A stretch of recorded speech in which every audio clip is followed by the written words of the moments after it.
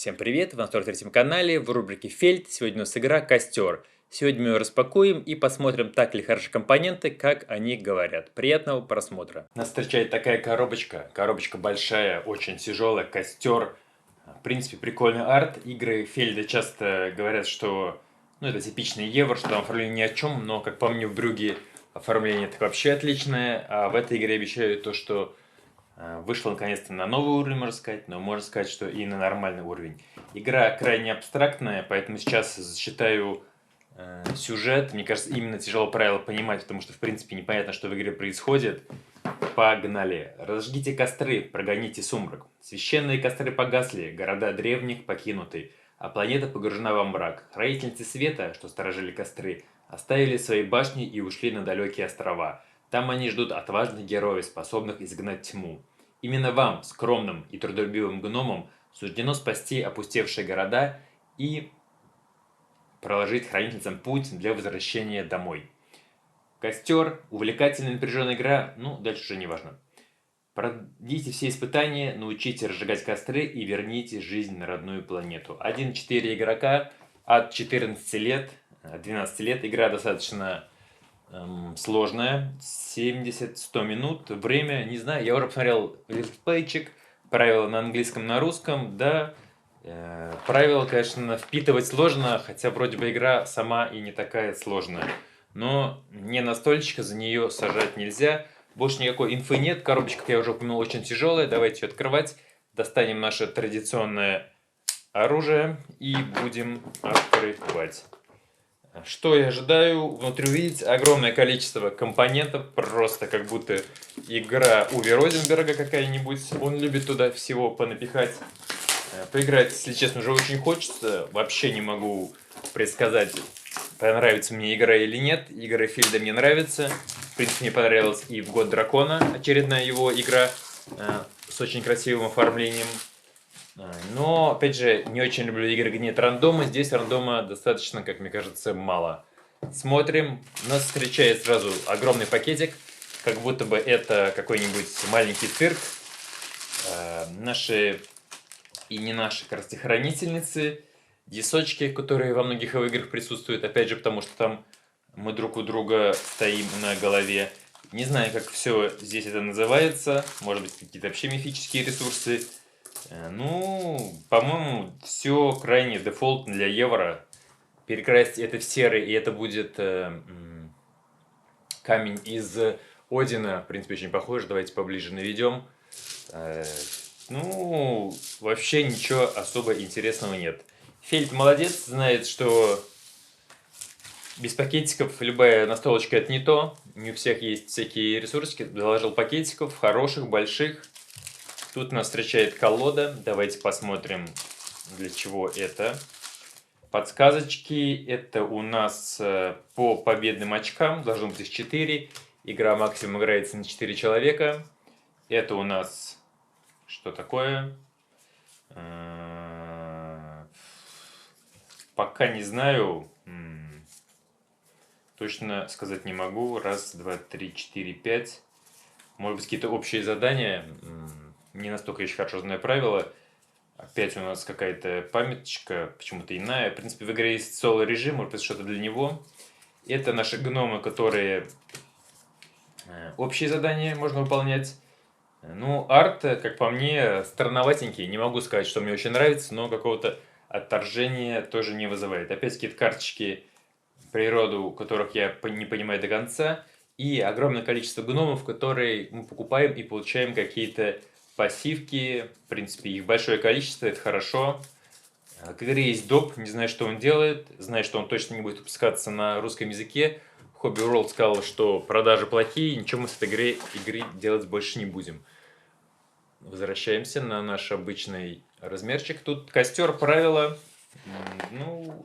Приятно то, что они на русском, хоть и игра, как и обычно у Фельда, кроме того же самого Брюгге, языконезависимые, но иметь напечатанные красивые правила, учитывая, что теперь печатать такой бумаги стоит нереально дорого, всегда хорошо. Правила вроде бы и небольшие, сколько у нас? 12 страниц, даже можно сказать 11, и еще куча приложение с гномами, но думаю, после пару партий, ну или даже может быть одной, когда уже иконографика вам станет ясна, вам будет все легко понять. И приложение символы, опять же, поможет вам во всем этом разобраться. Прикольные правила. Ну, все-таки это Америтрэш все-таки больше способствует тому, что в правилах 30 страниц. В Евро все-таки обычно чуть поменьше. Смотрим наше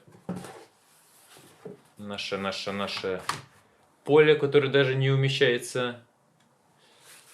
Здесь наш великий костер, в котором будем крутиться. И здесь наши острова, которые мы будем посещать. В принципе, поле очень даже симпатичное. То есть ничего тут про него, опять же, плохого сказать не могу. Костер. Мне почему-то всегда с костром и с бонфайром какая-то ассоциация идет с Dark Souls, уж не знаю почему. Сразу у нас тут вываливаются наши поля. Раз, на которых мы будем играть. Давайте достанем поля, а потом все остальное. Опять же, у нас 4 поля. Есть такая приколюшечка, что здесь есть такие 4 плашечки. В зависимости от количества игроков они раздаются обязательно с плашечкой вот этой. И она обозначает первого игрока. Вам случайно попалось, вы ее прикрепляете. Хоп. Не знаю зачем, почему нельзя выбрать как обычно, но опять же приколюшечка такая. В принципе, все выскакивает отлично. То есть его берешь, уже все жаждет играть. Штучки. Я думаю, это какие-то для первого игрока. Валивается тут все превосходно. Давайте посмотрим, что здесь у нас присутствует. В коробке ничего нет. Пахнет хорошо, люблю запах свежего картона. Плашки пути. Валивает все просто превосходно.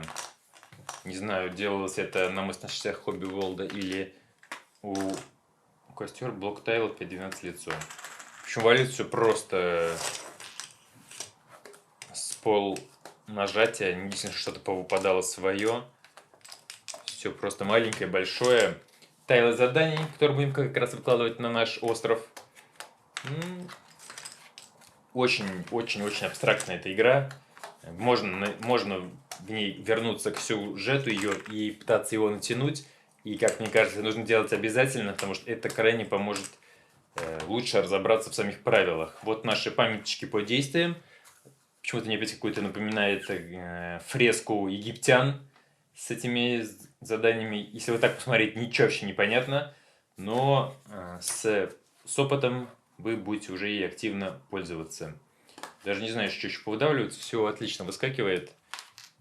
Давайте смотрим еще. Ну, поля, штучки каждого игрока. Я попробую игру упаковать в Meeple House. У меня есть маленький, потому что все это будет сложно доставать. Всегда разложить по пакетикам. Каждое начало игры для вас будет это ад. Ну, упрыгивает все превосходно.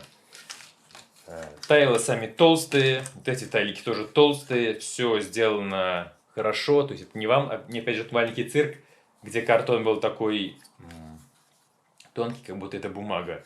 Все приятно держать. Иллюстрации. Ну, иллюстрации я ничего такого мега привлекательного не вижу. Да, симпатичное поле, да, прикольные вот эти планшетики. Тут, кстати, темень, все темно. Не знаю, наверное, просто обложка. Но прикольно то, что она какая-то сделанная. Карты, давайте тоже посмотрим, не сказал я. Карты, ну, кстати, не такие тонкие. Даже можно сказать, что приятной толщины. Да, нормальная толщина. Да, интересно, где произведена игра. Давайте посмотрим коробочку. Не знаю, есть тут это или нет. Производитель, мир хобби. Изготовление. Сделано в России. Не знаю. Не факт, что это относится к тому, где она произведена, но качество всего крайне хорошее. Все нравится, прикольно. Само именно исполнение, арты, ну, Евро. Все-таки я, как игрок, который очень любит все красивое, прикольное, но я предпочитаю, чтобы все-таки главное в игре были механики. Но при этом не вижу причин не делать в отличной механической игре еще и красивую ее. Почему не делать 2 плюса? Такая была распаковочка. Когда-нибудь, возможно, мы запишем летсплей, но это не точно, потому что игра достаточно сложная, позориться не хочется, но все возможно. Думаю, что Фельд придумал что-то в очередной раз хорошее, а насколько хорошее узнаем. Вы были на своем канале, с вами был Женя, всем пока.